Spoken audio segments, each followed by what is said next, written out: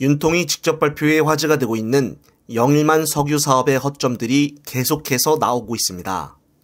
언론 보도에 따르면 미국 자문업체 액트지오의 동해 원유가스 탐사 자료 분석 결과를 검증한 해외 전문가가 액트지오의 소유주인 비토르 아브레우의 논문에 공동 저자로 참여한 이력이 있는 것으로 확인이 되어 놀라움을 주고 있습니다. 즉 비토르 아브레우가 2003년 6월 미국 학술지 엘스비어 저널에 기고한 논문에 미국 텍사스 대학 소속인 데이비드 모릭 교수가 공동 저자로 참여를 했는데 알고 보니 이 교수야말로 이번 동해석유 탐사자료 분석 검증에 참여한 것으로 파악이 됐다는 것입니다. 결국 끼리끼리 친분이 있는 사람들이 검증 평가를 하고 이것을 바탕으로 지금 우리나라에 와서 대규모 사업을 실행하겠다고 하는 것인데요. 이와 같은 보도에 따라 석유공사의 자문단 선정 기준 절차와 평가 객관성에 크게 의문이 제기되고 있습니다. 정말 파면 팔수록 놀라운 사실들이 계속해서 나오고 있는데요. 4년간 세금이 체납된 1인 기업에 잘 알지도 못하는 사람들의 말만 듣고 5번 지출에 5천억을 투자한다고 하니 정말 믿을 수가 없는 상황입니다. 일각에서는 갑작스러운 석유사업 발표를 두고 해병대 특검법과 김건희 특검법을 물타기 하려고 하는 것이 아니냐는 말들이 나오고 있습니다.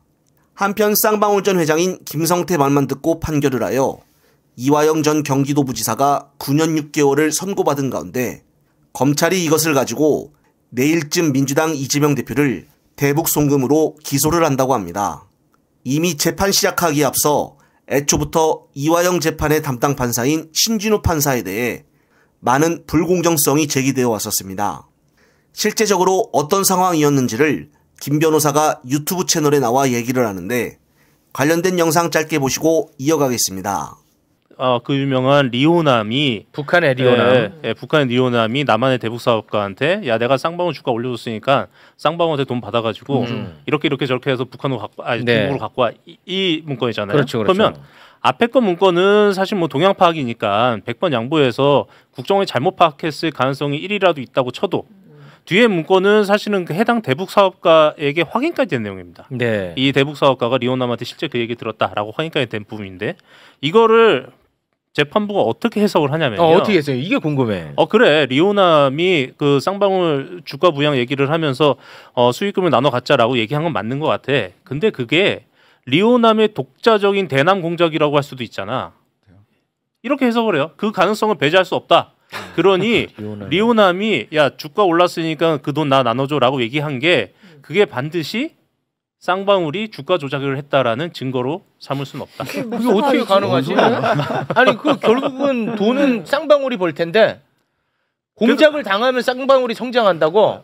일단은 그 재판부는 국정원 문건도 있고 쌍방울 문건도 있고 모두 명백한 증거들이 있는데 네. 이 모든 증거를 배척해야 되니 배척하는 방식이 이런 부분도 있습니다.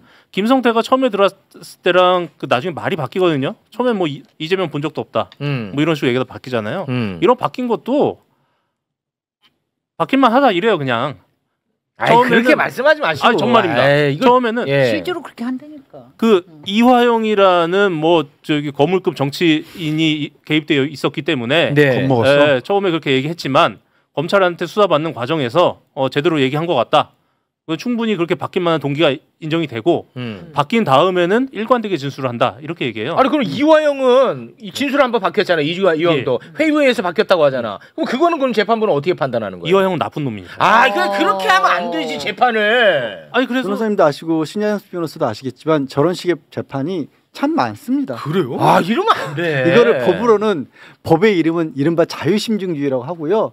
그냥 풀어서 쓰기에는 판사가 보기에 그렇다. 내 마음이 그렇게 보인다라고 하면 무슨 증거라도 이렇게 보는 거예요. 일부 이에 반하는 내가 보는 것과 반대되는 일부 증거와 주장이 있지만 내가 가진 심증을 흐트러뜨릴 정도로 충분하지 않다란 말 한마디면 끝나요. 이게 현실이에요. 이런 재판. 네, 그렇습니다. 국민 대다수가 이번 판결을 내린 심판사에 대해 도저히 납득하기가 어렵다고 말하고 있는데요. 벌써부터 판사를 믿지 못하겠다는 사람들이 부쩍 늘어 우리나라도 배심원 제도를 빨리 도입해야 한다는 말들이 계속적으로 나오고 있습니다. 한편 오늘 민주당 당내 국회의장 후보 및 원내대표 경선에서 모바일과 온라인 투표 방식으로 반영하는 등 당원권 강화 조항을 결국 반영하기로 했습니다. 또한 경선 후보자가 3위 이상인 경우에는 선호투표 또는 결선투표를 실시하도록 하고 지도부뿐 아니라 시도당 위원장 선출에서도 권리당원과 대의원 표 반영 비율을 20대 1 미만으로 조정을 하여 권리당원 입김이 강화되도록 하였습니다. 그리고 중앙당에는 당원 주권국을 신설하고 당 지도부를 뽑는 전국 대의원 대회의 명칭도 전국 당원대회로 바꾸는 등의 내용도 포함이 됐는데요. 이 대표 체제 하에 당원이 정말 주인인 정당으로 계속적으로 바뀌고 있습니다. 앞으로 점차적으로 권리당원과 대의원 표 반영 비율도 20대 1 미만에서 1대 1로 바꾸어져야 할 것입니다. 한편 오늘 갑자기 긴급으로 우원식 국회의장 주재하에 양당 원내대표가 첫 회동을 가졌는데요.